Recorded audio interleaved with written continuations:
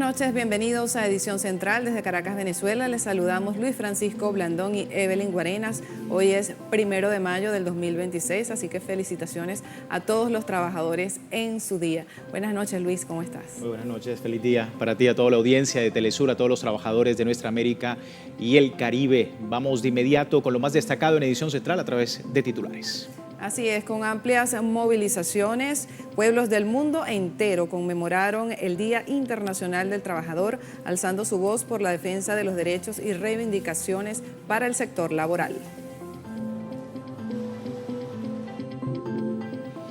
El gobierno de Estados Unidos declara terminadas las hostilidades con Irán, pese a la presencia continuada de las Fuerzas Armadas de ese país en la región.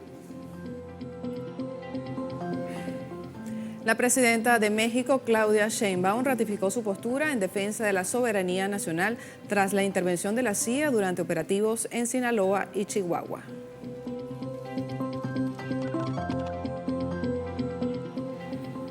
En Enclave Mediática hablaremos de la reapertura bajo presión social de la sala de prensa de la Casa Rosada en Argentina, luego de permanecer cerrada desde el pasado 23 de abril. Ampliamos información más adelante de nuestro segmento.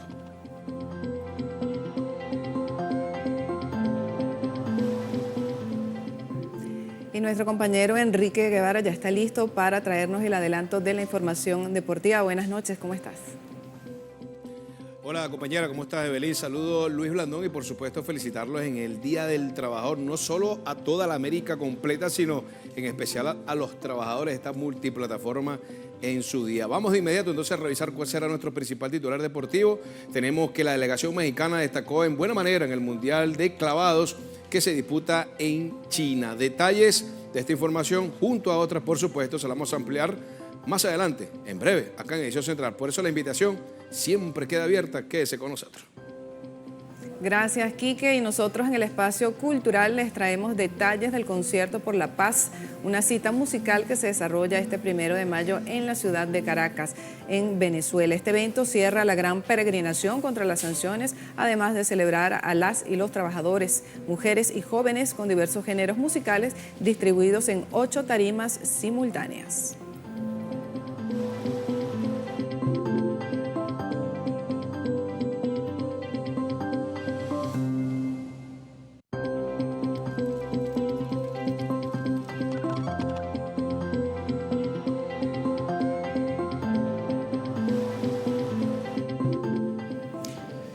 Bien, vamos a comenzar hablando de Venezuela. La clase obrera en ese país se movilizó en respaldo a las nuevas medidas económicas anunciadas por el gobierno y también el rechazo al bloqueo. Nuestra compañera Andrea Romero nos trae más detalles de esta jornada con la Fuerza Laboral de Venezuela. Adelante.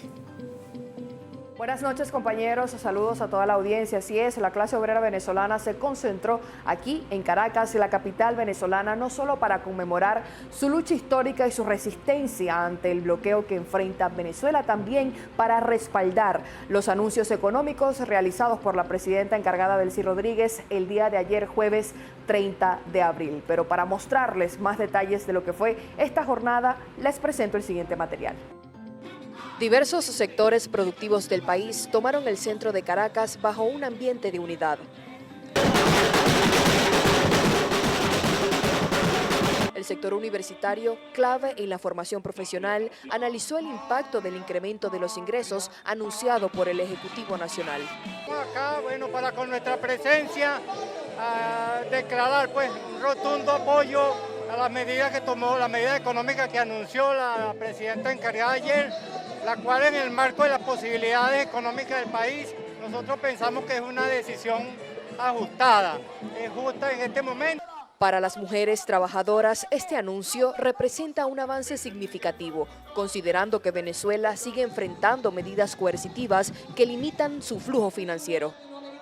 Me parece bien que es un proceso en la situación económica que está en el país, inclusive el bloqueo que tenemos. Bueno, primera vez desde ese bloqueo que hemos recibido estos beneficios y de verdad que lo recibimos complacientes, de verdad, porque en la situación que estamos, nosotros debemos apoyar todo lo que viene en beneficio de los trabajadores.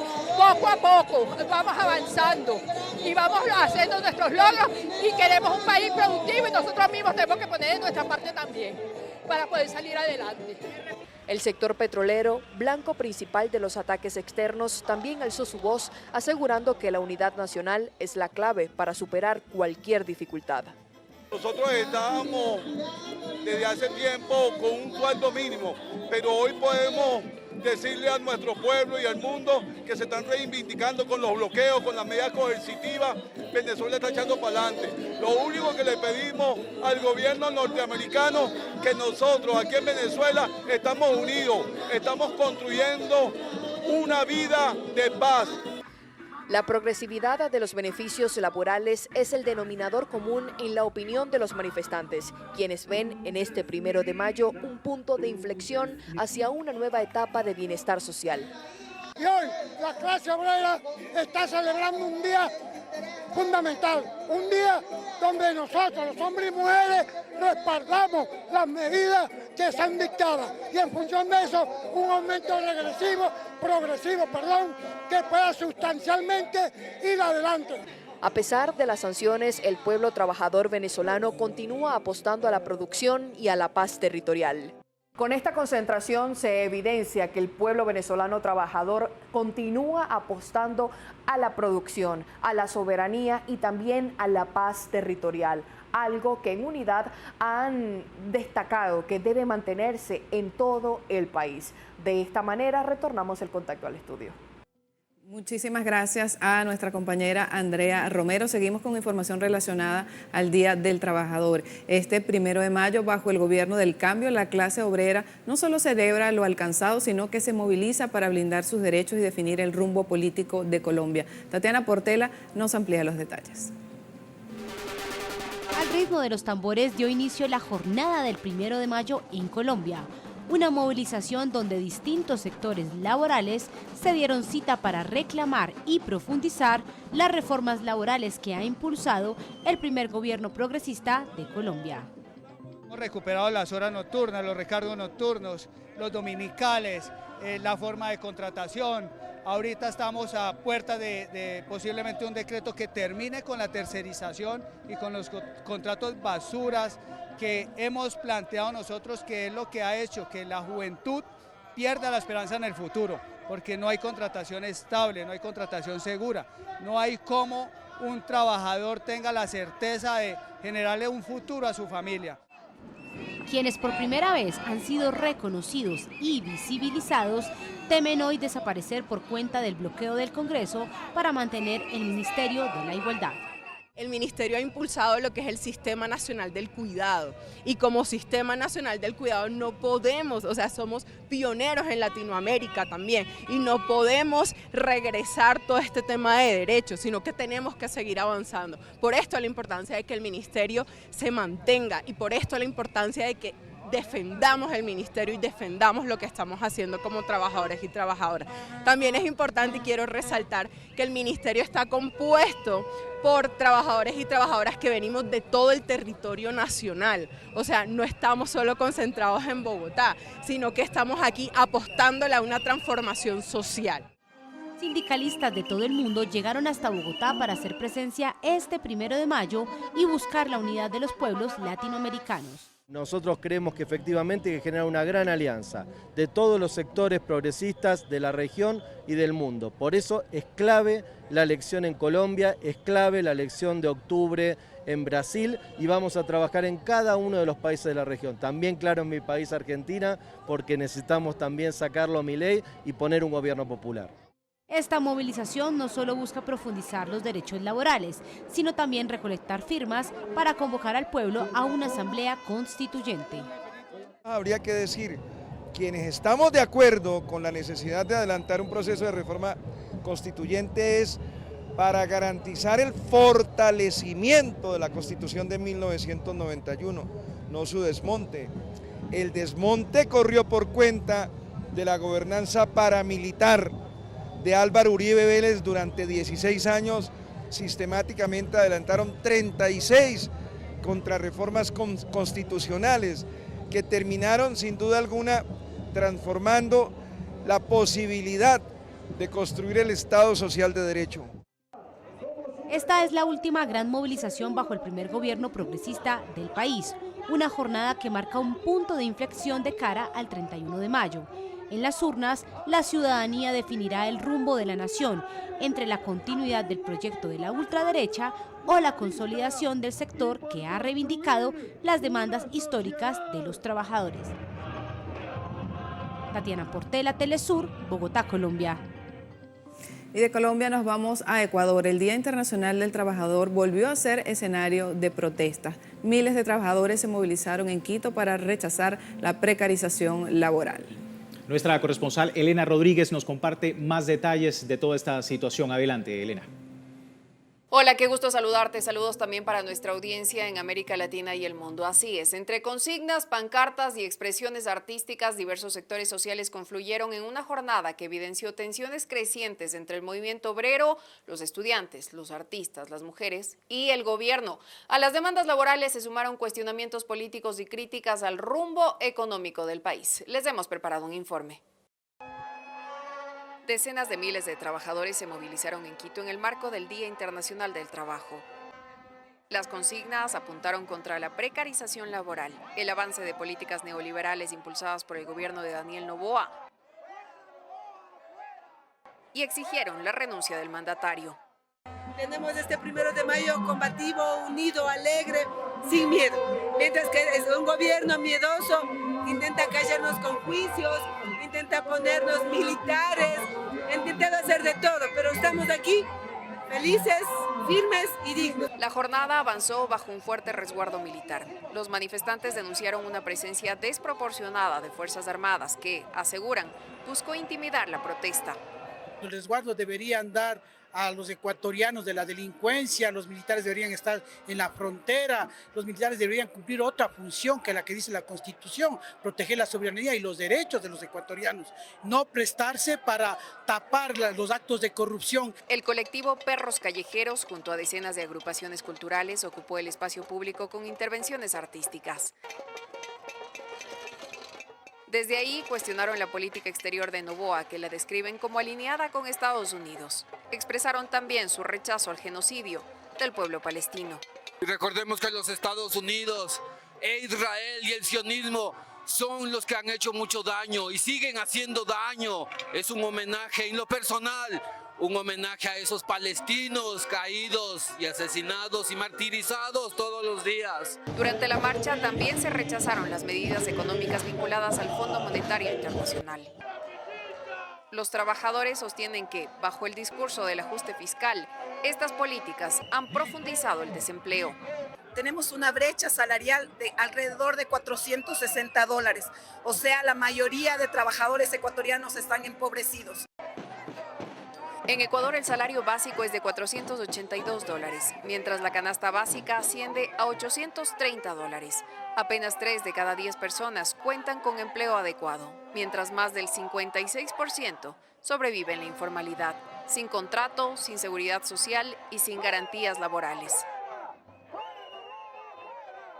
Como pudieron ver, la movilización deja en evidencia un escenario de conflictividad social en ascenso, donde las calles se consolidan como espacio de disputa frente a decisiones económicas en una crisis multidimensional como la que vive Ecuador, cuyas soluciones planteadas por Noboa no han sido suficientes y siguen generando rechazo en amplios sectores de la población. Hasta aquí el informe. Gracias, Elena, por la información. Elena Rodríguez, nuestra compañera desde Quito, Ecuador. Pasamos ahora a Cuba. El pueblo de ese país conmemoró este 1 de mayo el Día Internacional de los Trabajadores en Defensa de la Revolución. Allí alzaron su voz exigiendo el fin del bloqueo de Estados Unidos contra la mayor de las Antillas. Evelyn Leiva nos cuenta más detalles. Desde el amanecer, los trabajadores cubanos desfilaron hasta la tribuna antiimperialista de La Habana para reafirmar su compromiso social y patriótico. Esto es un país precioso. En esta tribuna donde el Martí señala al imperio y le dice, no, esta es una Cuba libre, una Cuba soberana. América Latina se crece, pero América Latina unida, América Latina toda junta, desde el Bravo hasta la Patagonia. Como nos dijo Martí, los Estados Unidos forman parte, pero no son los dueños. Trump no es el dueño del mundo. También en este día se unieron integrantes del Movimiento de Trabajadores Rurales Sin Tierra, como Tica, quien viajó de Brasil solo para asistir hoy al 1 de mayo. Estamos con una campaña fuerte de solidaridad con Cuba en ese momento de recrudecimiento del bloqueo. Es parte de nuestra lucha antiimperialista y pasando de la solidaridad más declaratoria para una solidaridad material. Entonces en Brasil estamos en todas las partes recaudando medicaciones y también recursos para donación de placas, paneles solares.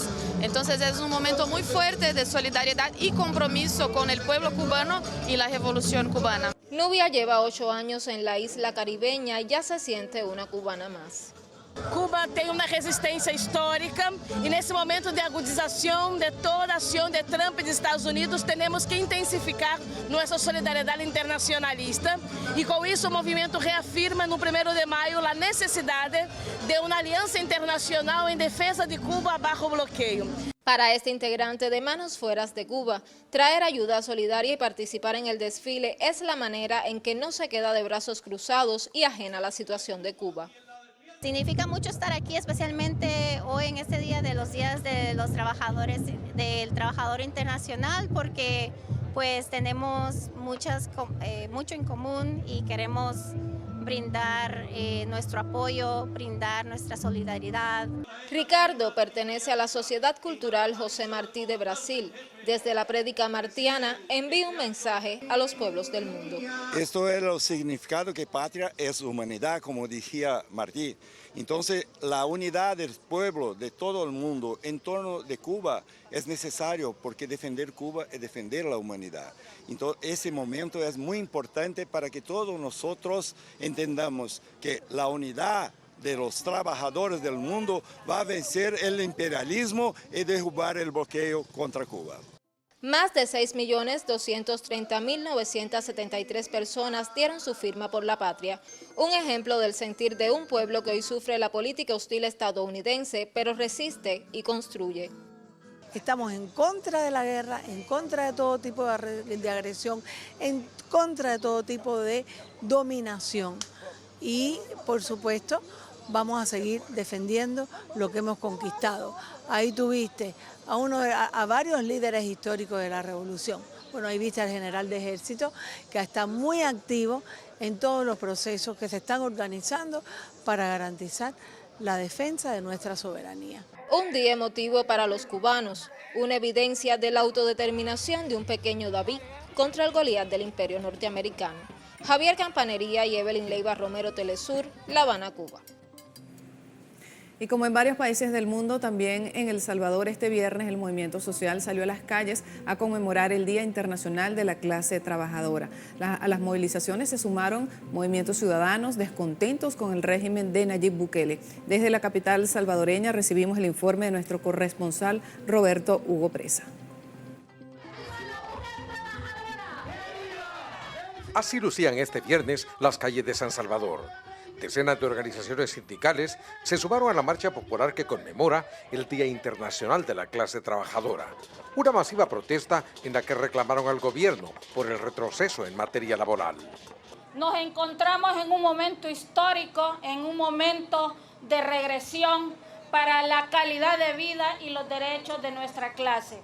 Esta mañana queremos no solo reivindicar, no solo conmemorar, sino también queremos denunciar. La situación que la clase trabajadora en este país está viviendo se caracteriza por un retroceso, grave retroceso en materia de derechos laborales, en materia sindical y otras garantías. A la marcha se sumaron diferentes expresiones de la sociedad civil. Trabajadores despedidos, ambientalistas, lisiados de guerra, familiares de detenidos bajo el régimen de excepción, vendedores y defensores de derechos humanos, entre otros. Marchamos por detener la criminalización de los jóvenes vulnerables por su condición social o por su residencia. Marchamos también porque se derogue el régimen de excepción por la vulneración de derechos humanos en contra de los salvadoreños. Esta es una de las más grandes expresiones de descontento y repudio durante los 7 años del régimen de Bukele. Es una marcha que ha reunido a todos los sectores, a todos los grupos salvadoreños que están descontentos y en repudio contra esto. De forma simultánea, organizaciones que integran el bloque de resistencia y rebeldía popular marcharon hasta el centro histórico para expresar su rechazo a las políticas gubernamentales. Hoy hay una persecución porque el trabajador, porque la trabajadora se organice. Ahora hay una precariedad en el trabajo, el alto costo de la vida que golpea gravemente a la mayoría, a los sectores más pobres de este país.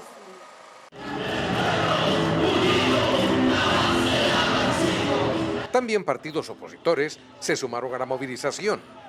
El FMLN no puede dejar de acompañar porque estaría en contra de su propia realidad y de su origen popular.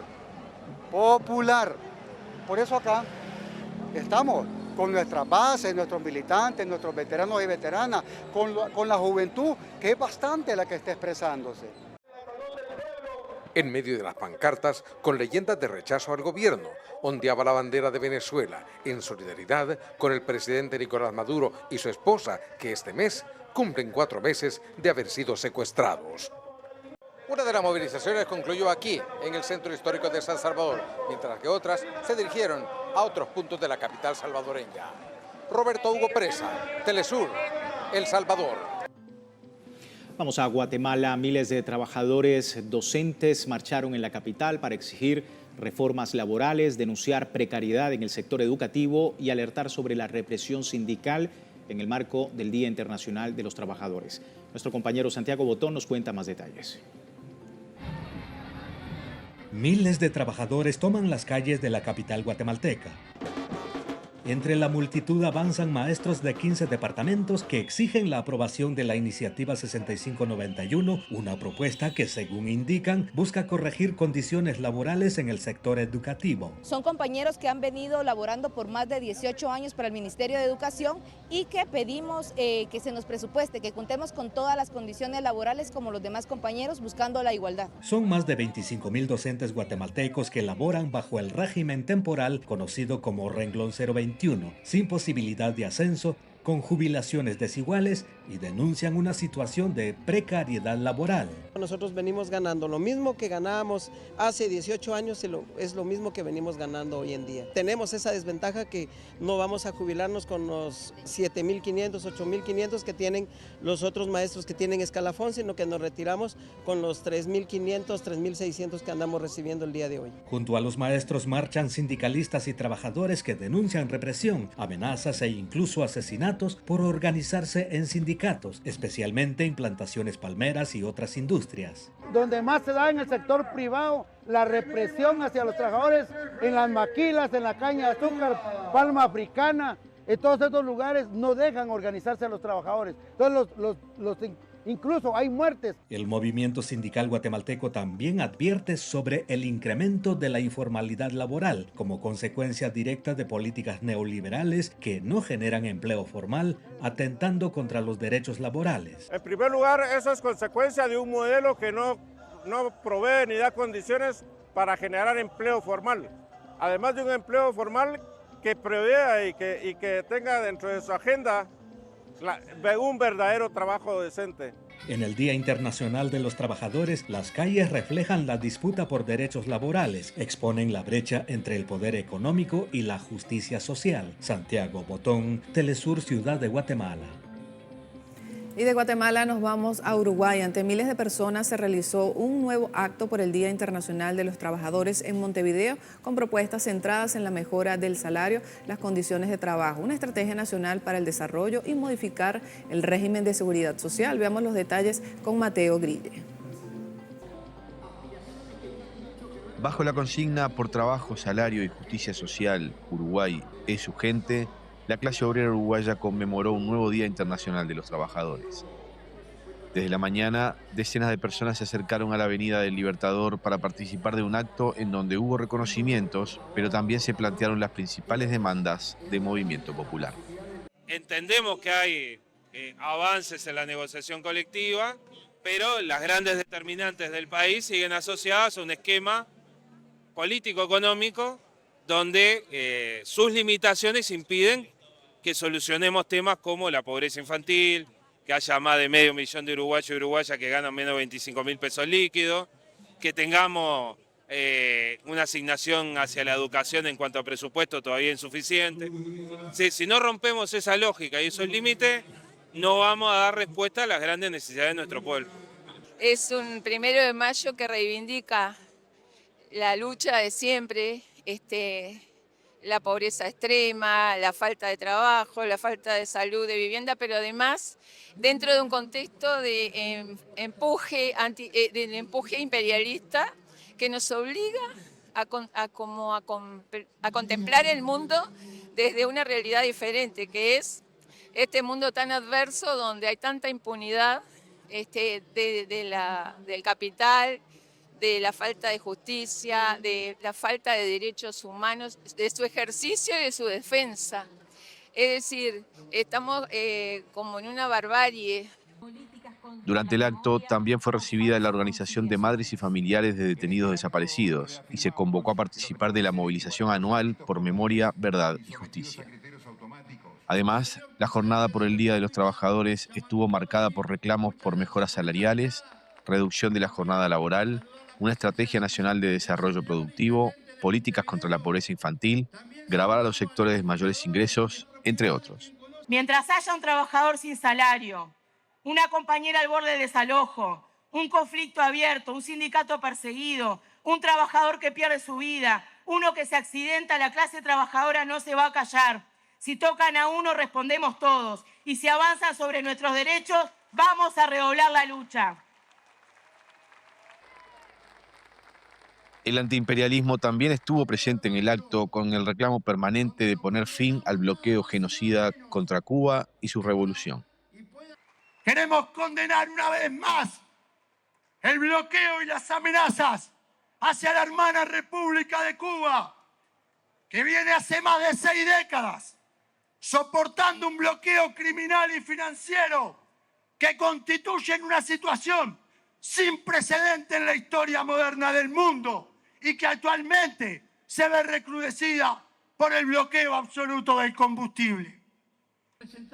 Al acto acudió la primera plana del Gobierno Nacional, encabezada por el presidente Yamandu Orsi y sus ministros, que escucharon y valoraron los discursos, las propuestas y las críticas a su primer año de gestión. Salvo contadas excepciones, la oposición no participó del acto, aunque criticó posteriormente lo dicho por los representantes obreros en la tribuna. Mateo Grille, Telesur, Montevideo, Uruguay. Trabajadores y trabajadoras de las principales ciudades brasileñas se movilizaron este 1 de mayo. Entre las pautas principales estuvo el fin de la escala laboral de 6x1, jornadas semanales. Vamos a ver detalles y el informe desde Sao Paulo con nuestro compañero Ignacio Lemos. Es 1 de mayo, pero en la cima de los rascacielos en construcción, los trabajadores de Sao Paulo no tienen feriado. Abajo, miles de ellos se manifestaron en su día para exigir el fin de la escala laboral de 6x1 jornadas semanales. No necesitamos trabajar tanto. Muchos estudios muestran que el ser humano es más productivo trabajando con una menor carga horaria. La escala de 6x1 ni siquiera es para generar productividad, sino para dejar al trabajador cansado y que no consiga evolucionar.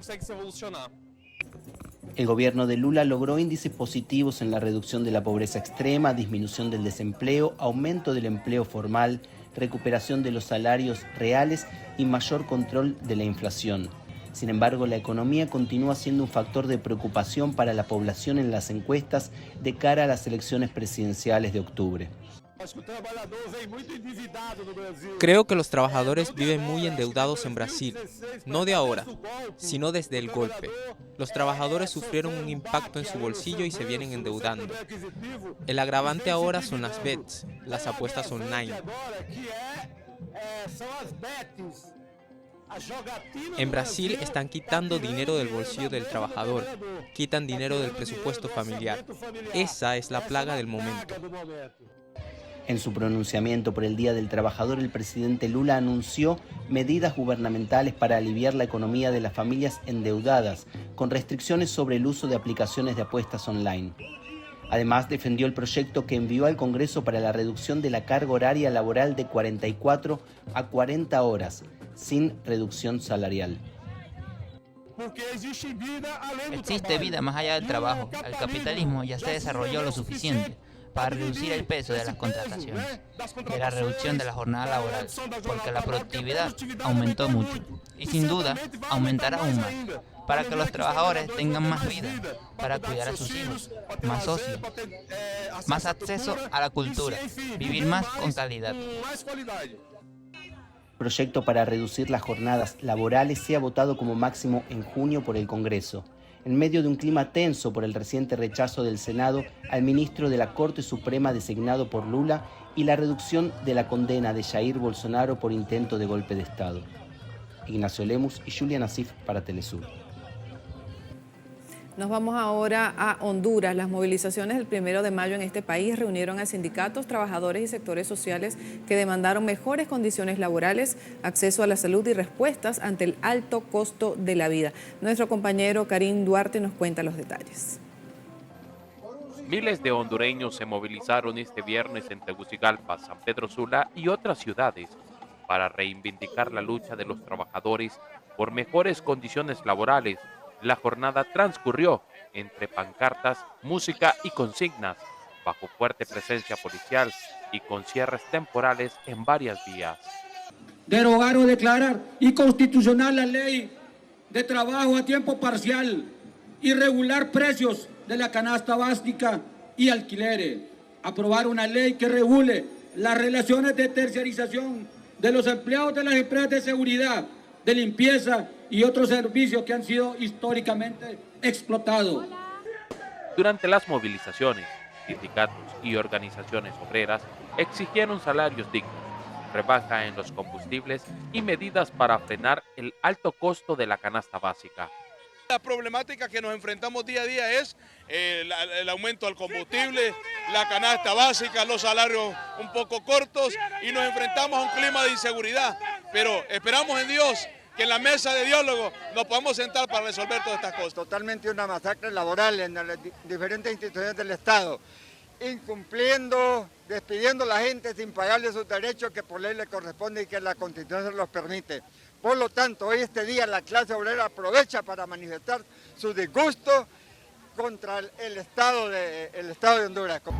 La dirigente política Rixi Moncada acompañó las movilizaciones en la capital y expresó respaldo a las luchas históricas de la clase trabajadora.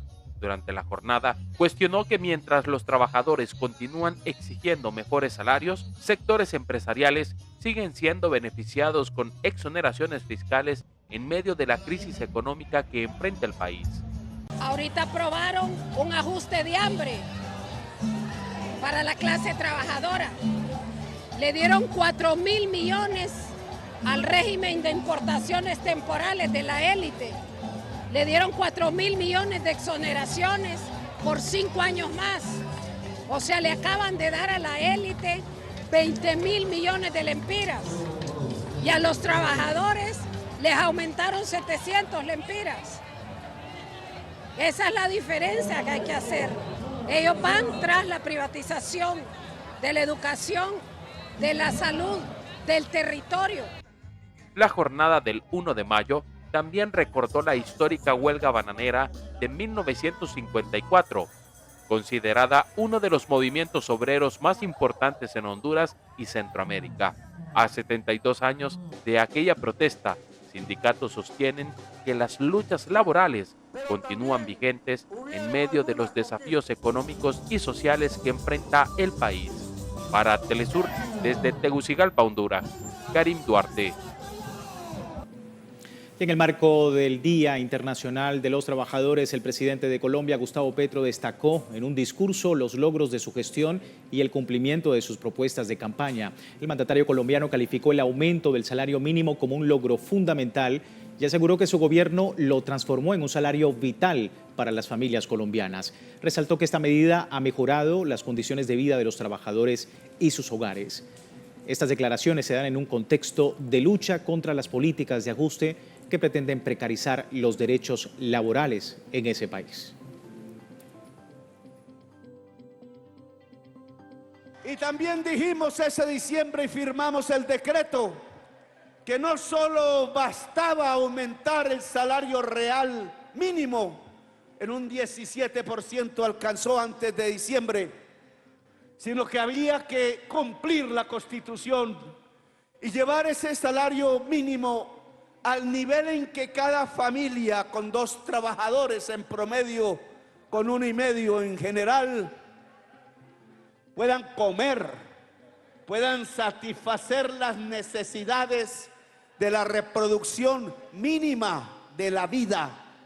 Por eso se le llama un salario vital y fue propuesto por la Iglesia Católica a finales del siglo XIX y nosotros lo volvemos realidad en Colombia.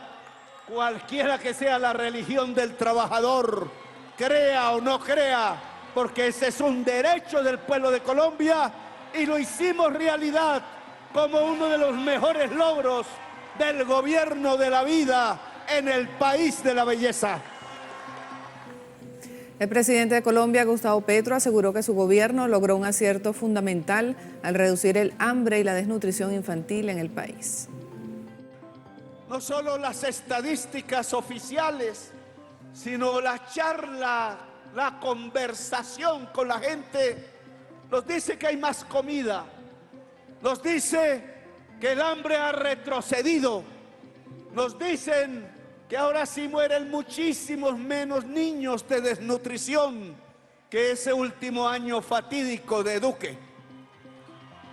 Nos dicen que si la mitad de los niños se han salvado de esa vorágine del hambre que se desató en Colombia y que hizo y generó el estallido social, es porque hemos gobernado con acierto.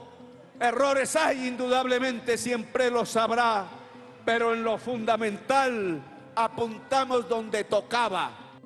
Y en medio de un clima de tensión social y política, Washington se convirtió este 1 de mayo en el escenario de una movilización para demostrar el descontento generalizado de los trabajadores, sobre todo los migrantes, con la situación económica, laboral y de violación a los derechos sociales y humanos en ese país. Nuestro compañero José Lebeña nos cuenta más detalles.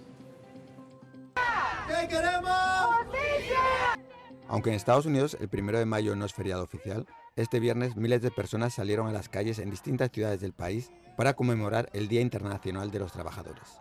En Washington, la movilización tiene como epicentro una marcha desde el Washington Monument hacia la Casa Blanca, donde bajo el lema Workers over Billionaires, los organizadores denuncian despidos masivos, debilitamiento sindical y un aumento en las redadas migratorias. Aseguran que más de 70.000 personas perdieron su empleo en el último año en esta región y acusan a las autoridades de intimidar a las comunidades trabajadoras. Es muy importante ahorita que salgamos con las comunidades de base, con nuestras comunidades trabajadoras, a exigir que nos escuchen, a exigir que respeten los derechos de todos los trabajadores. Para defender a los mexicanos y los inmigrantes en Estados Unidos, para expresar sus derechos aquí en Estados Unidos. Como yo, como una americana, ser aquí en Estados Unidos, tengo el poder de una voz que muchos inmigrantes no tienen. Y estoy representando para ellos. La jornada también tiene un fuerte componente migrante. Diversos colectivos exigen frenar las redadas y retirar la inmigración de los centros de trabajo. En este contexto, organizaciones impulsan un paro simbólico bajo la consigna No Work, No School, No Shopping. ¿Acaso no es en Estados Unidos donde se desarrolla el más alto nivel de capitalismo y más de 60 millones de personas no tienen seguro de salud? ¿Acaso no es en Estados Unidos donde hay un desempleo no declarado que sobrepasa el 25%? ¿Acaso no es en Estados Unidos donde no se practican los derechos humanos? Un paro al fascismo, para empezar. Tenemos un gobierno muy fascista en la Casa Blanca que también está dictando el poder estadounidense alrededor del mundo. Históricamente, el 1 de mayo ha sido un día de poder popular, especialmente para la población negra de esta ciudad. Por eso estamos aquí para decir ni trabajo, ni escuela, ni compras hoy. Impuestos a billonarios del taxi, respeten la nómina y DC libre. Y en medio de las reivindicaciones hubo tiempo para recordar que Estados Unidos es gracias a los migrantes y pedir el final de un gobierno fascista en la Casa Blanca. Este 1 de mayo también centenares de asociaciones, sindicatos y miles de trabajadores se han congregado en las calles de la capital de Estados Unidos para pedir al gobierno que atienda más a los trabajadores y menos a los multimillonarios.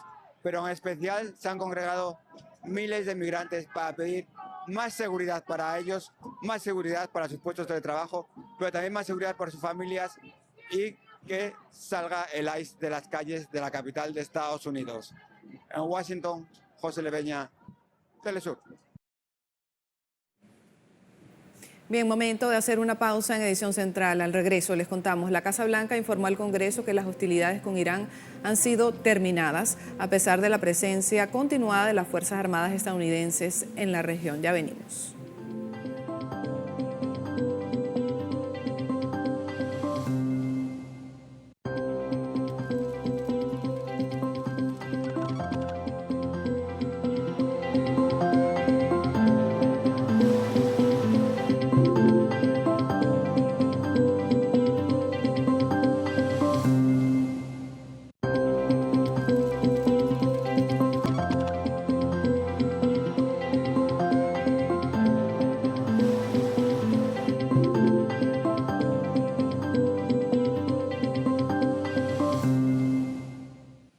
Gracias por seguirnos en nuestra edición central. Vamos a hablar ahora de Estados Unidos porque la Casa Blanca informó al Congreso que las hostilidades con la República Islámica de Irán han sido terminadas. Esto a pesar de la presencia continuada de las Fuerzas Armadas estadounidenses en la región de Asia Occidental. El presidente Donald Trump ha declarado, como decíamos, terminadas estas hostilidades con Irán en una carta al Congreso y eludiendo así el plazo legal del 1 de mayo que le obligaba a obtener autorización legislativa para continuar el conflicto bélico iniciado el pasado 28 de febrero de 2026.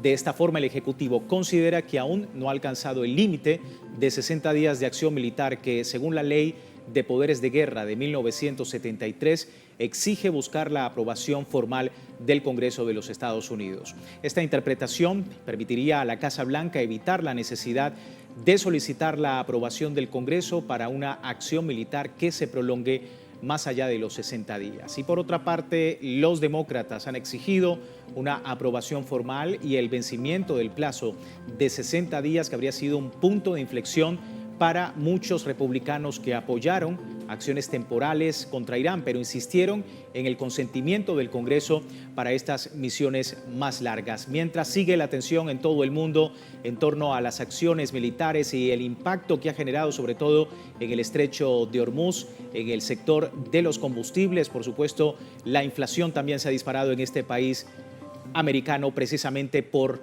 las acciones bélicas de Estados Unidos e Israel en Asia Occidental.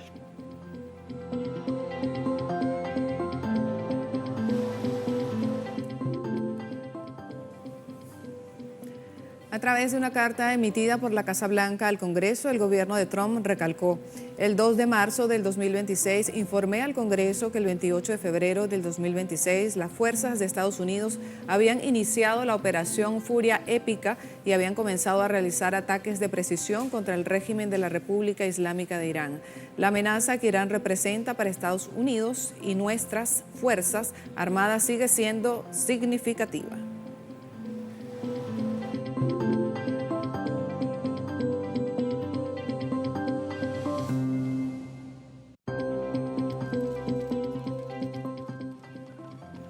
En México, la presidenta Claudia Sheinbaum ratificó que la soberanía no se negocia tras el caso de la intervención de la CIA en operativos de Sinaloa y Chihuahua. Vamos con nuestro corresponsal Antonio Aranda con más detalles de todas estas declaraciones. Antonio, adelante. Evelyn, Luis, muy buenas tardes desde la Ciudad de México. Efectivamente, esta fue la frase que utilizó la presidenta Claudia Sheinbaum: la soberanía no se negocia, para fijar su postura ante el caso del gobernador de Sinaloa, Rubén Rocha Moya, por la solicitud de extradición que hizo Estados Unidos en contra de él y 9 funcionarios más por esta situación de contubernio con narcotráfico.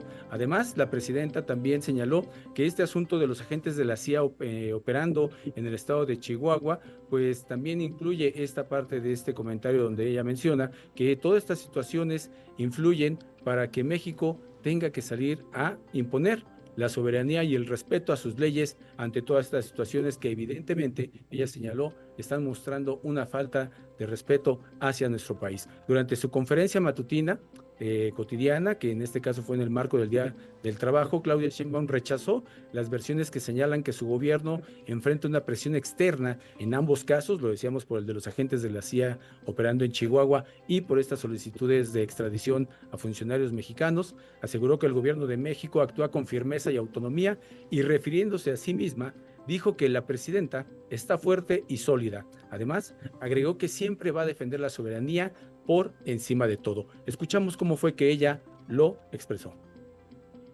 Con Estados Unidos cooperamos, nos coordinamos, pero lo he dicho muchas veces, nunca nos vamos a subordinar,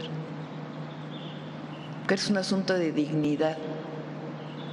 ¿De quién? Del pueblo de México y de la nación.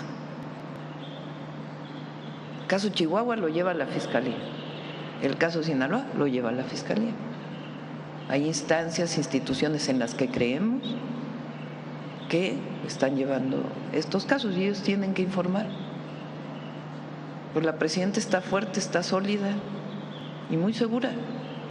Por una sola razón, nunca nos vamos a separar del pueblo de México y siempre vamos a defender la soberanía por encima de todo. La presidenta Claudia Sheinbaum dejó en claro que sí existe cooperación con Estados Unidos en materia de seguridad, pero esta se da bajo los principios claros de cooperación, coordinación, pero nunca subordinación. Además, enfatizó que al considerar todo este asunto de las violaciones claras que ha hecho Estados Unidos a la soberanía nacional, pues debe de salir la dignidad del pueblo mexicano. Así fue como ella lo dijo. En México decidimos los mexicanos, para empezar, las y los mexicanos. Y nosotros siempre vamos a trabajar con la verdad, la justicia y la defensa de la soberanía. En el caso de Chihuahua, en el caso de Sinaloa y en cualquier otro caso.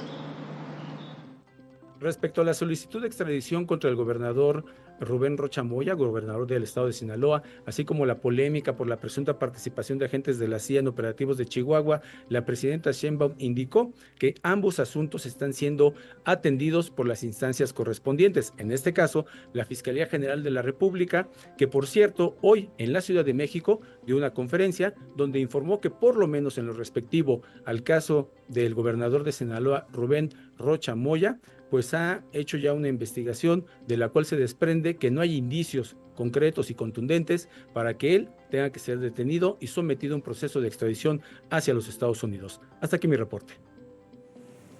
Gracias, Antonio Aranda, por el reporte. Continuamos. Antigua y Barbuda abre un nuevo capítulo en su historia política con la toma de posesión de Gaston Brown para un cuarto mandato consecutivo tras una victoria aplastante del Partido Laborista. Nuestra enviada especial, Belén de los Santos, estuvo allí y nos tiene todos los detalles.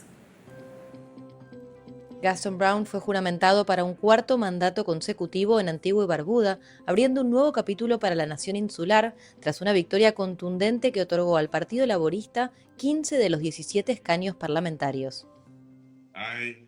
Yo, Gaston Brown, juro que honraré, defenderé y preservaré la Constitución de Antigua y Barbuda y las leyes de mi nación, que ejerceré con conciencia, imparcialidad y con lo mejor de mis capacidades mis funciones como primer ministro, y haré justicia a todas las personas sin temor ni favor, afecto ni malicia. En su discurso de investidura, el primer ministro Brown destacó la importancia de que los antiguanos se unan para enfocarse en el desarrollo de la nación, al tiempo que hizo un llamado a una oposición fuerte que trabaje de manera constructiva junto al gobierno.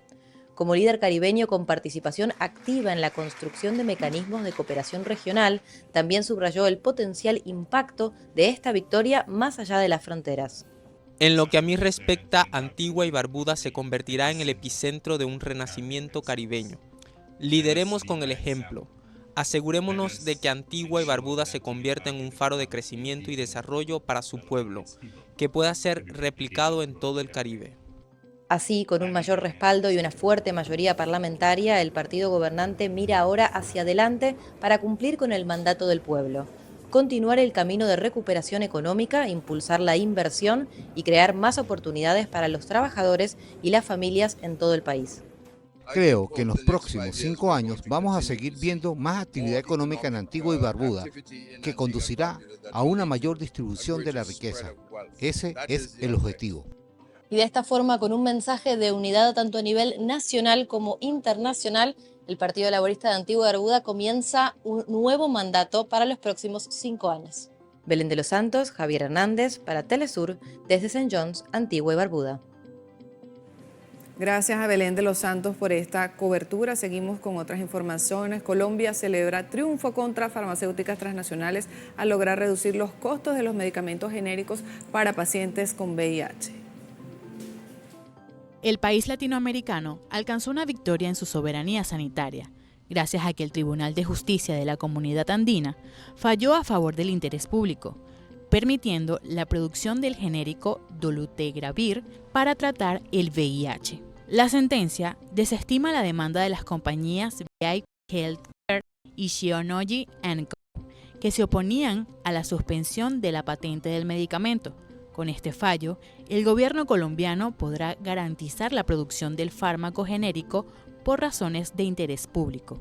Con la suspensión de la exclusividad de la patente, el fallo permitirá una reducción drástica en los costos de adquisición del tratamiento, que según estimaciones oficiales podría pasar de aproximadamente $200 a cerca de $7 por unidad. Bien, con esto vamos a una breve pausa en nuestra edición central. Al regreso vamos a estar hablando de la apertura bajo presión de la sala de prensa de la Casa Rosada en Argentina, luego por supuesto de estar cerrada desde el 23 de abril y bueno, esto ha generado controversia en el mundo periodístico, tanto de ese país como en Latinoamérica. ¿Qué dicen los medios de comunicación? Luego de la pausa, ya regresamos.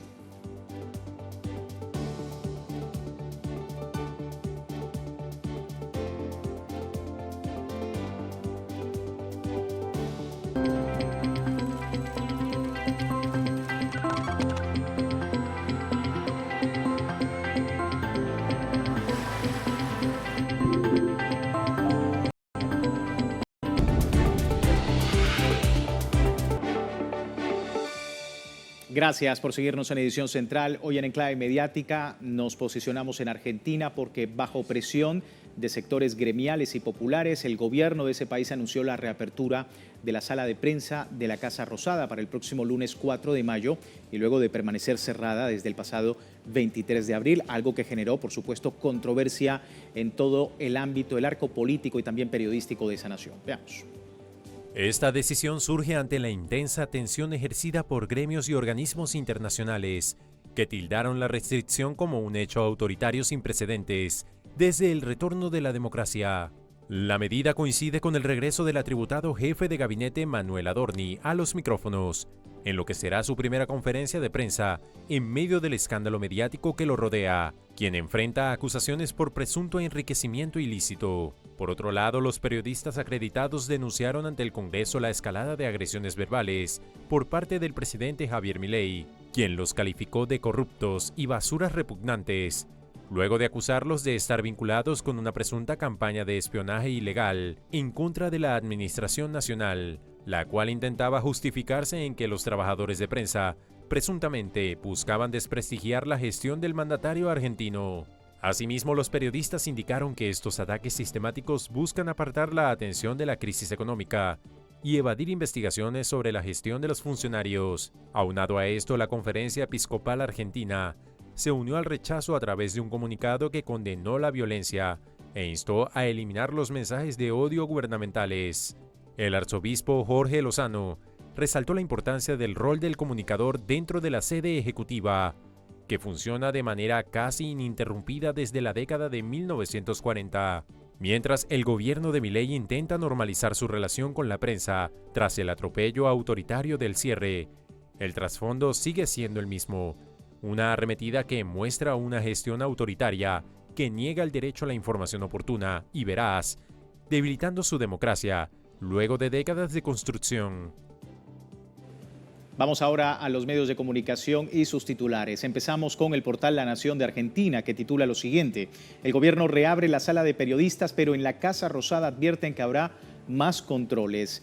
Este medio resalta que la decisión de volver a permitir el ingreso de la prensa acreditada se dio este jueves después de una conversación sobre el tema entre el portavoz y el jefe de gabinete, Manuel Adorni, con la secretaria general de la presidencia, la hermana del presidente Javier Milei, Karina Milei, y tras una semana en el que el ingreso de la prensa estuvo impedido. Señaló que el área de Casa Militar presentó la denuncia penal por el informe de Todo Noticias, con imágenes de la Casa Rosada y en la cual se basó el gobierno para justificar esta decisión de impedir el ingreso de la prensa durante una semana y que, bueno, ya han advertido también que habrán controles a pesar de haber permitido a la prensa nuevamente ingresar a la Casa Rosada. Pero seguimos con el portal Agencia Paraná Federal Digital, que dice: desde Argentina, periodistas pidieron a diputados proteger la libertad de expresión tras el cierre de sala de prensa Rosada. Este portal señala que con un fuerte llamado a defender la libertad de expresión en todo el país y en repudio a la decisión inédita del gobierno de mantener cerrada la sala de prensa en la Casa Rosada, pues periodistas de diferentes medios se manifestaron en la Cámara de Diputados en un encuentro con el vicepresidente de la comisión, el diputado de la Unión por la Patria, Nicolás Trota. Señaló que la intención de la reunión era poder abordar la situación que atraviesa la libertad de prensa y la libertad de expresión en Argentina frente a los ataques constantes directos del presidente Javier Milei. Expresó que el Congreso no puede mirar hacia un costado y llamó a construir un nuevo espacio de encuentro en el que se escuchen distintas voces y con el objetivo de evitar que se naturalicen prácticas contra la libertad de prensa en la nación. Y finalizamos con el medio ámbito de Argentina. Dice: ante la inminencia de un fallo adverso, ahora el gobierno reabre la sala de periodistas de la Casa Rosada, que informó sobre una iniciativa, este medio, por parte de la senadora Carolina Moisés, presidenta de la Comisión de Sistemas, Medios de Comunicación y Libertad de Expresión, la cual trata de modificar la Ley 27.275 de acceso a la información pública y establecer la obligatoriedad de contar con salas de prensa institucionales permanentes en los tres poderes del Estado: el Poder Ejecutivo, el Congreso y la Corte Suprema. El proyecto también busca impedir la revocación masiva de acreditaciones y dispone que cualquier restricción de acceso debe ser individual, fundada y sujeta a revisión judicial. En ese contexto, el presidente de la Comisión Episcopal, Jorge Lozano, advirtió sobre la necesidad de abrir canales de diálogo, dimensionar la gravedad de esta situación de los periodistas y buscar soluciones. Sostuvo que el trabajo de la prensa acreditada en Casa Rosada cumple una función vinculada al derecho de la sociedad a conocer los actos de gobierno en Argentina.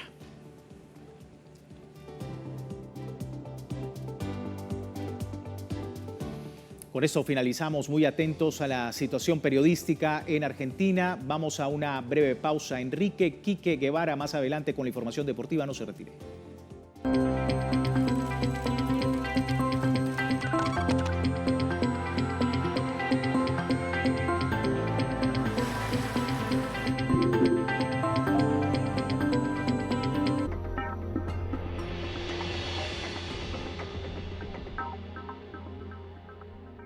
¿Cómo podemos evitar el desarrollo de vínculos y relaciones tóxicas? Si yo estoy bien, puedo estar bien con la otra persona. Si yo estoy bien y veo algo que me está dañando y me está lastimando, no tengo por qué aceptarlo y continúo mi camino hasta encontrar a una persona que se asemeje a lo que yo estoy construyendo en mi persona. Oriéntese en Sanamente con Aísa García y su invitada, la doctora Erika Pavón. Sábado, solo por Telesur.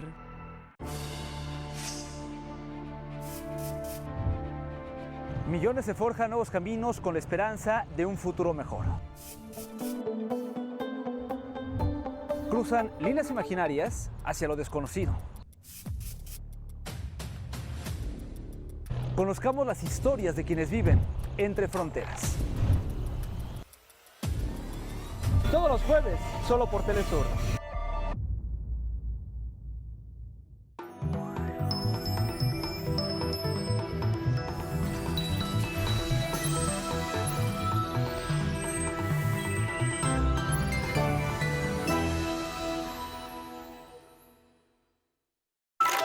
Nuestra América. José Martí, fragmento 2. La incapacidad no está en el país naciente, que pide formas que se le acomoden y grandeza útil, sino en los que quieren regir pueblos originales, de composición singular y violenta, con leyes heredadas de 4 siglos de práctica libre en los Estados Unidos, de 19 siglos de monarquía en Francia. Con un decreto de Hamilton no se le para la pechada al potro del llanero. Para la pechada al potro del llanero.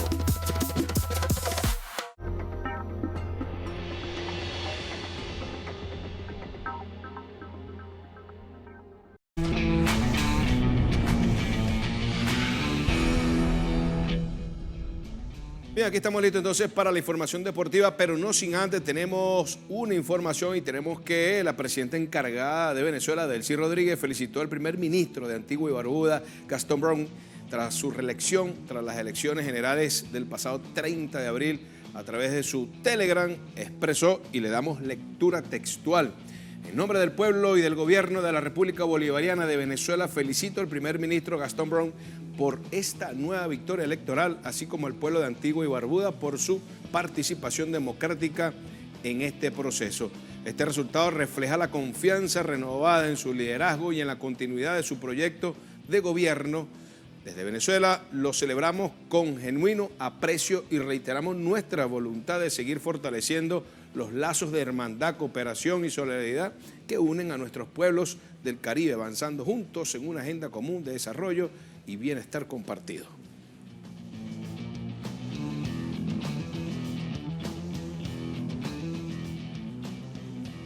Bien, después de estas impresiones de la presidenta encargada Delcy Rodríguez, ahora sí entramos en materia de información deportiva. Y delegación de México destaca en el Mundial de Clavados disputado en China.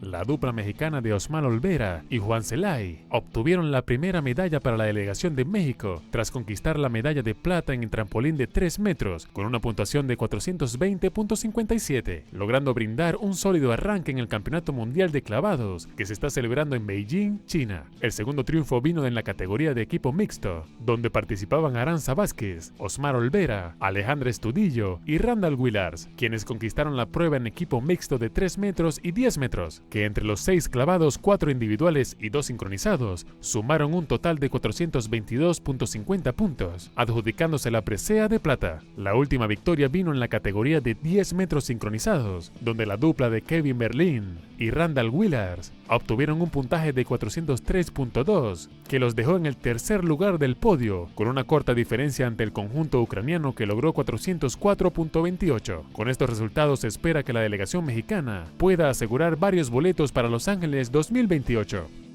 Bien, otros temas y tiene que ver con el francés Dorian Gudun porque se impuso en la tercera etapa, mientras que Tadej Pogačar mantuvo el liderato en el Tour de Romandía. Así que este viernes el ganador del prólogo inaugural sumó una segunda victoria parcial en la ronda suiza, cruzando la meta final de la tercera etapa con tiempo de 3 horas 58 minutos y 18 segundos.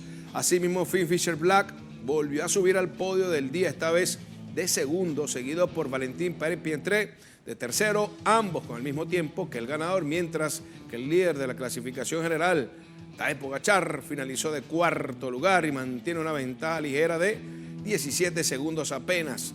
Esto es poco en el ciclismo, les digo. De esta manera, los pedalistas afrontarán este sábado la cuarta etapa sobre un trayecto de 149.6 kilómetros y 4 puertos puntuales entre las localidades de Broc y Charmy.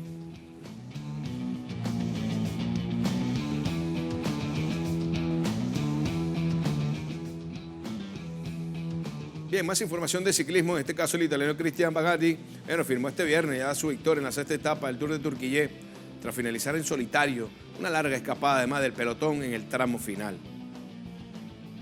Durante la sexta jornada disputada entre Antalya y Fezlican sobre 127.9 kilómetros, el italiano de 23 años logró su primera victoria como ciclista profesional en una fecha que cambió el liderato de la carrera. Bagatín cruzó la meta con un tiempo de 3 horas 23 minutos y 12 segundos, superando al australiano Sebastian Berwisch y al francés Jordan Hecat, segundo y tercero respectivamente. Este resultado le permitió a Berwisch arrebatar el maillot de líder a Iván Ramiro Sosa por solo 5 segundos en la clasificación general. El Tour de Turquía continuará este sábado en la séptima etapa, con salida y llegada en Antalya sobre 152.8 kilómetros.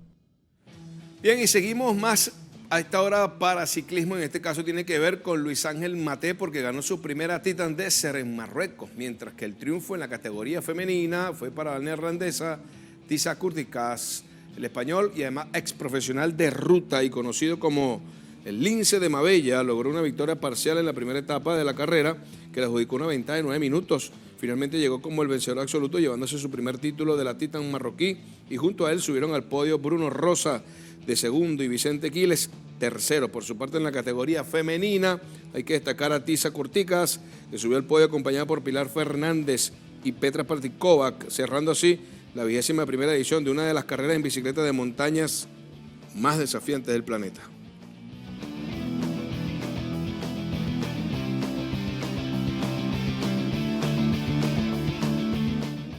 Bien, y el Comité Olímpico Colombiano lideró en Bogotá el Congreso Internacional en Deporte, Seguro y Equidad de Género. Esto es un espacio que se consolidó como clave para el fortalecimiento del sector deportivo en el país. Con la presencia de expositores de talla nacional e internacional, encabezados por la múltiple medallista olímpica Mariana Pajón, el Congreso Internacional en Deporte Seguro y Equidad de Género, Prevención para un Deporte con Integridad, comenzó con éxito en la Fundación Universitaria Compensar de Bogotá. El acto de apertura contó en la mesa principal con el presidente del Comité Olímpico Colombiano, Ciro Solano Hurtado, quien resaltó la importancia del espacio y el respaldo de la institución sobre la temática, mientras que Pajón reafirmó su rol como referente dentro y fuera de la pista. Además, habló sobre su experiencia en temas de equidad, protección y desarrollo integral de los atletas, en una etapa marcada además por su transición como madre y deportista de alto rendimiento. También estuvo la cubana María Caridad Colón, la primera campeona olímpica de América Latina en Moscú 1980, donde abordó como tema vivencias de la mujer en el movimiento deportivo cubano.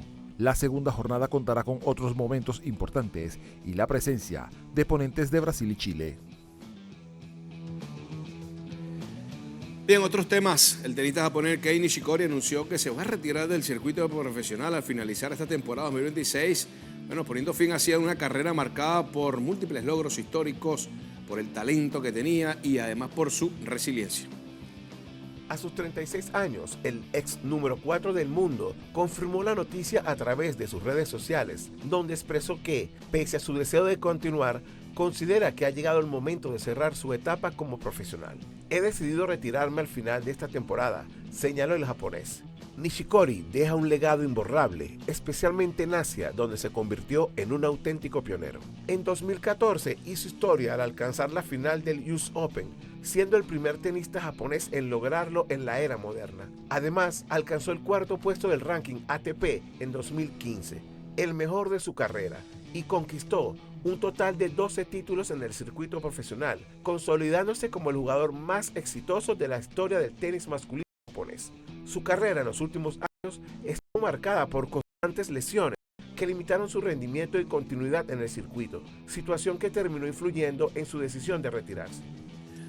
Bien, y Venezuela enfrentará a Turquía el próximo 6 de junio en Miami, esto dentro de la ventana internacional de junio de 2026 del calendario FIFA como preparación oficial para el Mundial. Tras la confirmación de la Federación Venezolana de Fútbol, el pasado domingo se conoció que el amistoso contra Turquía se va a disputar en el Estadio Inter Miami. El partido está programado para las 6 de la tarde, hora local, y 7 hora venezolana. El encuentro contará con la liberación obligatoria de jugadores por parte de los clubes. Encontrándose entre los convocados por la Vinotinto, por ejemplo, aparece el nombre de Nahuel Ferraresi, del Sao Paulo, Jefferson Savarino, del Real Salt Lake City, y Salomón Rondón, del Pachuca. Por su parte, Turquía incluirá a Hakan Çalhanoğlu, del Inter, y Arda Güler, del Real Madrid, quienes asumirán este encuentro como ensayo previo a su debut mundialista.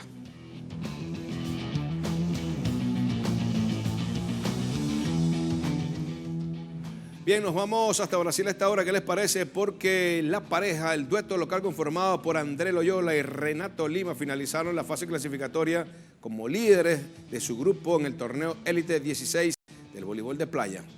Los brasileños se impusieron este viernes en Brasilia ante la pareja conformada por los austríacos Timo Hammerger y Tim Berger, 2-0, con parciales de 21-9 y 22-20 para finalizar primeros en esa llave F. Tras acumular 2 victorias y un revés, ahora en octavos, la dupla suramericana se medirá ante los franceses Calvin Haché y Remy Doubas, quienes habían quedado segundos, por cierto, en el grupo C.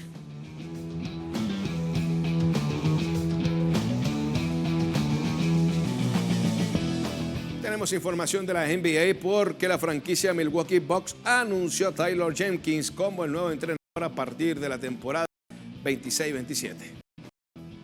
Los directivos decidieron rescindir de su contrato con Doc Rivers luego de terminar la vigente temporada con un registro de 50 derrotas, que les costó su clasificación a los playoffs, cortando una racha de 9 apariciones consecutivas, poniendo presión en el vestuario de los Bucks, escogiendo a Taylor Jenkins como su sucesor, quien será presentado el próximo miércoles 6 de mayo en una conferencia. El entrenador viene de dirigir a Memphis desde 2019 hasta 2025, y es que en marzo de dicho año el equipo decidió continuar bajo su dirección. Este movimiento marca el regreso de Jenkins a los Bucks, ya que entre 2018 y 2019 este mismo fue asistente de entrenador, y se espera que bajo su perspectiva el equipo vuelva a ser un fuerte rival en la conferencia E. Bien, para ir finalizando nuestro repaso deportivo, queda para una más. Deportes a motor, por ejemplo, porque las acciones de la Fórmula 1 están próximas a regresar con el Gran Premio de Miami como cuarta fecha del calendario mundial. Tuvo que pasar más de un mes para que la máxima categoría del automovilismo regresara a la pista tras la cancelación de los grandes premios de Bahrein y Arabia Saudita, teniendo como nuevo escenario el Autódromo Internacional de Miami, el cual cuenta con una longitud de 5.412 kilómetros, con 19 curvas en su totalidad, donde 2 de las 11 escuderías disputarán su primera carrera en casa en suelo estadounidense, tratándose de Haas y el debutante Cadillac. Además de que esta jornada contará con formato sprint durante el día sábado. Sin embargo, el punto clave de este gran premio es el cambio en el reglamento de la categoría, el cual fue anunciado como una solución a los problemas de los monoplazas y con el objetivo de recortar el margen de rendimiento entre los equipos, y a la expectativa de si serán efectivos o no tendrán gran relevancia como en otras ocasiones. Bien, nosotros de esta manera cerramos la información deportiva acá en Edición Central para cerrar la semana, deseándoles de antemano feliz inicio de fin de semana. Quédense con nosotros porque sigue la información de la cultura después de esta breve pausa.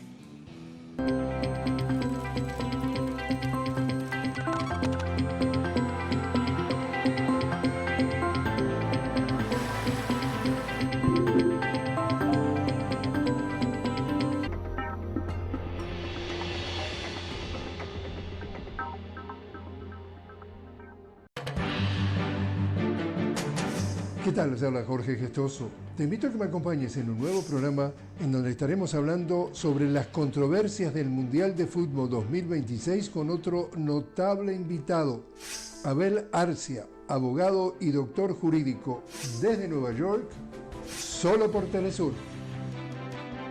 Notables con Jorge Gestoso. Hoy, solo por Telesur. Decisiones que impulsan cambios sociales. Consecuencias que transforman vidas. Historias que dejan huellas. Te mostramos el mundo y sus realidades. Sábados. Solo por Telesur.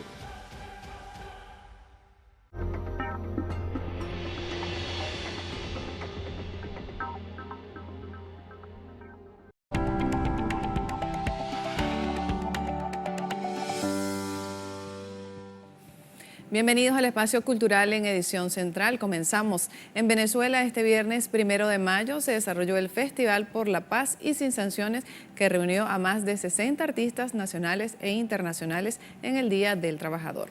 La base aérea Generalísimo Francisco de Miranda en La Carlotas, Caracas, fue el escenario para albergar las 8 tarimas desplegadas de manera simultánea, un cartel de importantes artistas de lujo que incluyó al grupo Nietzsche, Natalia Jiménez y Nicky Jam, junto a destacados talentos nacionales como Omar Enrique, Omar Acedo, Corina Smith, Lucia Valentina, Gustavo Ellis y la Orquesta Sinfónica de Venezuela. El evento cerrará la gran peregrinación contra las sanciones luego de los 12 días de recorrer los diversos estados por una Venezuela libre, sin sanciones y en paz. El Ministerio del Poder Popular para la Cultura informó que el concierto gratuito fue un obsequio para la población, homenajeando a trabajadores, mujeres y jóvenes. Apreciamos en este momento la presentación de la española Natalia Jiménez.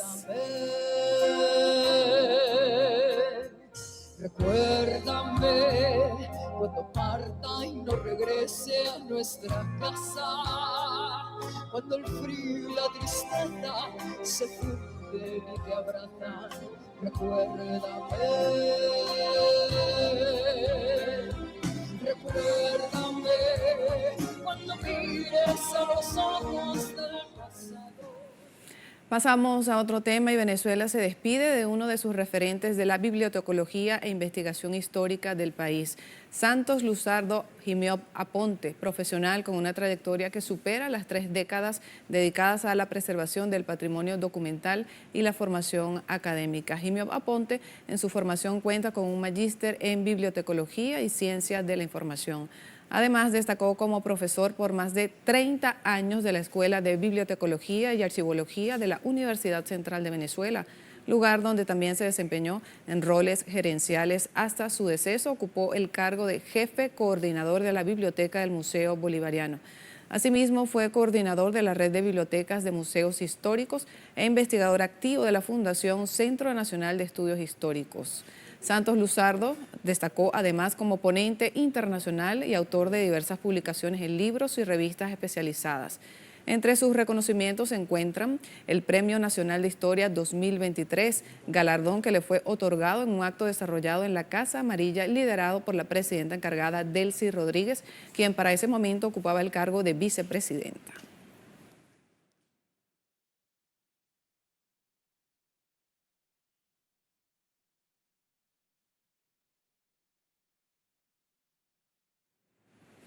Organizaciones de la Escuela del Pensamiento Crítico Descolonial Juan José Bautista emitieron una declaración de apoyo a la Revolución Bolivariana y a Delcy Rodríguez en la clausura de su 8ª edición titulada Descolonizar la Historia.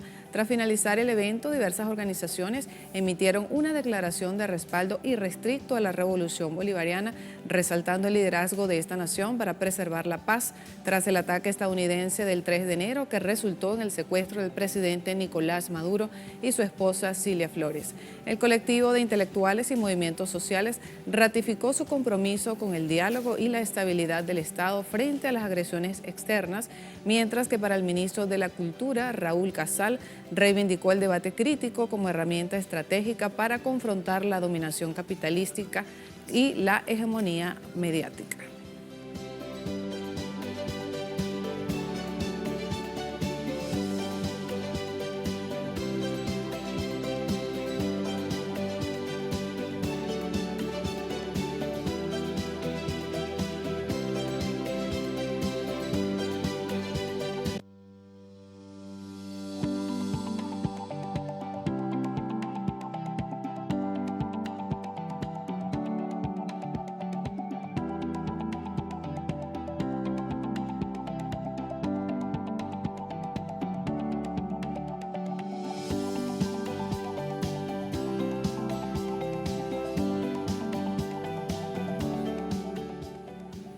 Bueno, y hoy con nosotros Jimena González, ella es filósofa, coordinadora de la Red de Intelectuales y Artistas en Defensa de la Humanidad. Nos acompaña para hablar sobre esta 8ª Escuela de la Descolonización que se ha realizado en nuestro país. ¿Cómo está? Bienvenida.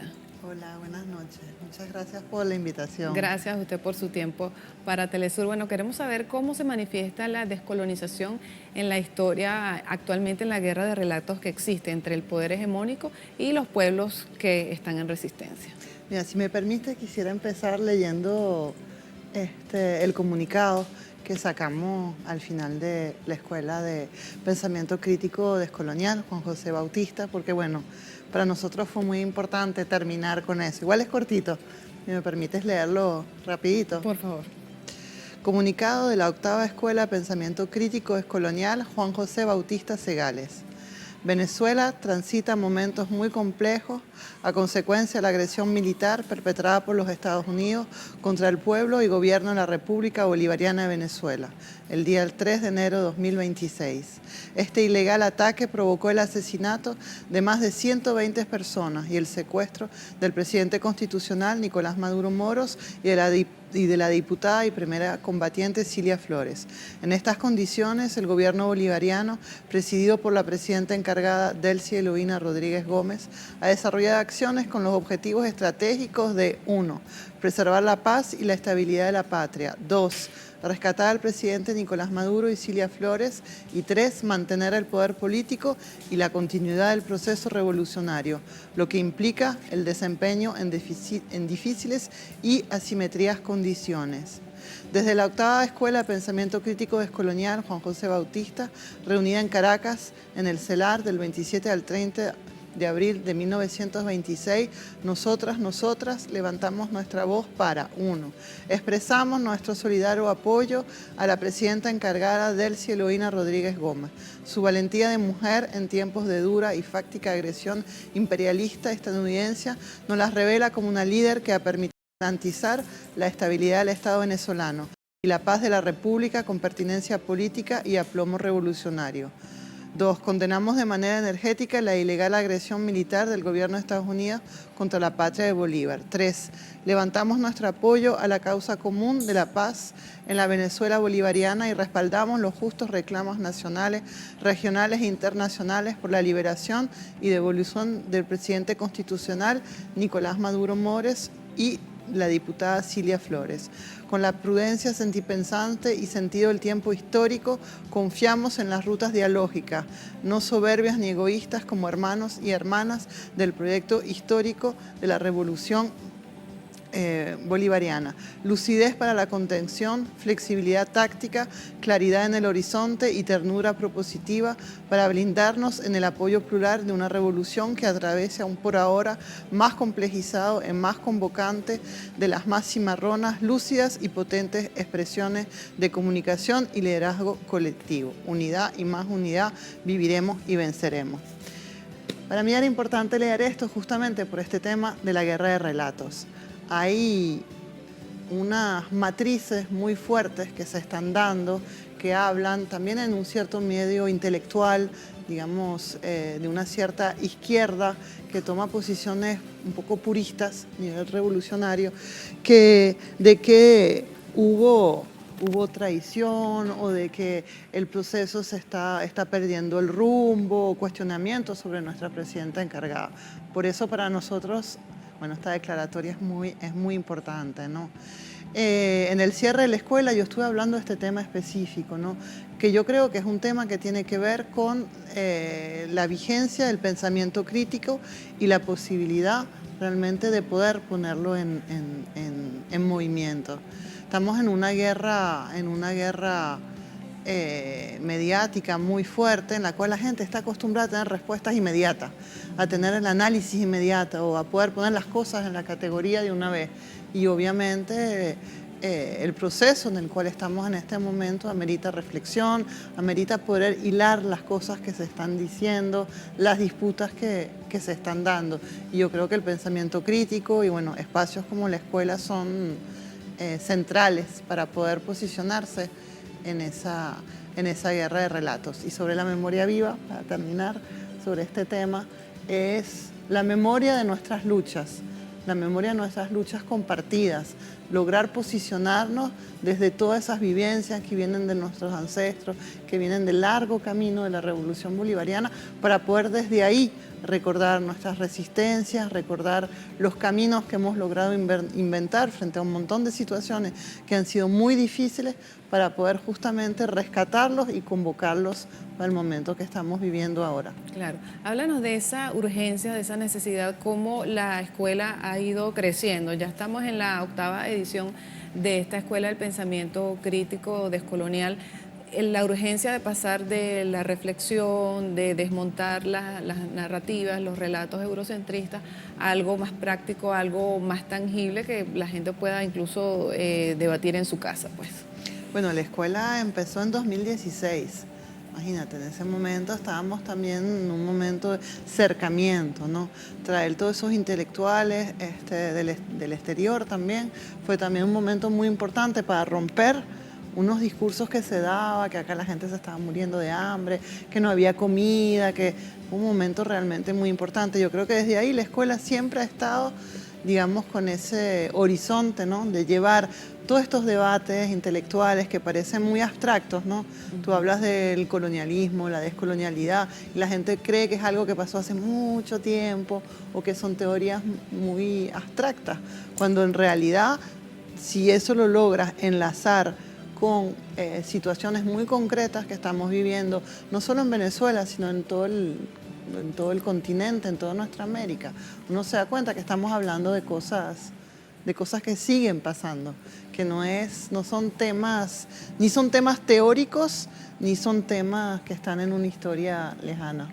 Muchísimas gracias. Tus redes sociales para las personas que deseen profundizar más sobre este tema y sobre las ponencias que se dieron en esta 8ª edición de la Escuela del Pensamiento Crítico. Bueno, es Humanidad en Red. ¿Cómo? Humanidad en Red. Sencillito.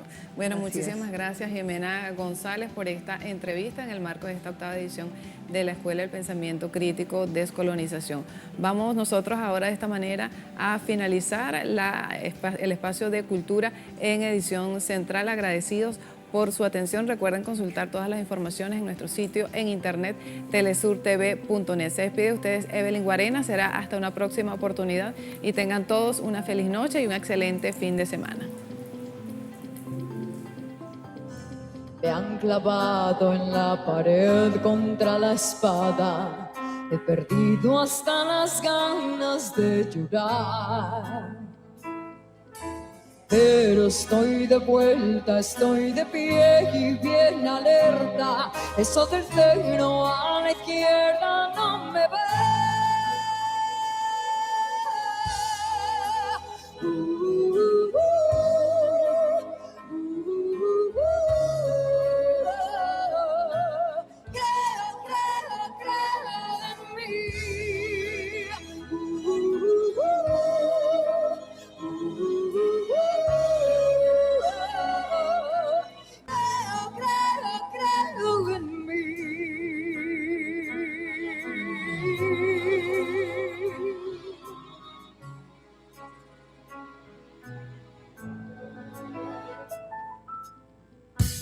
No me asustan los misiles ni las balas, tanta guerra me dio alas de metal.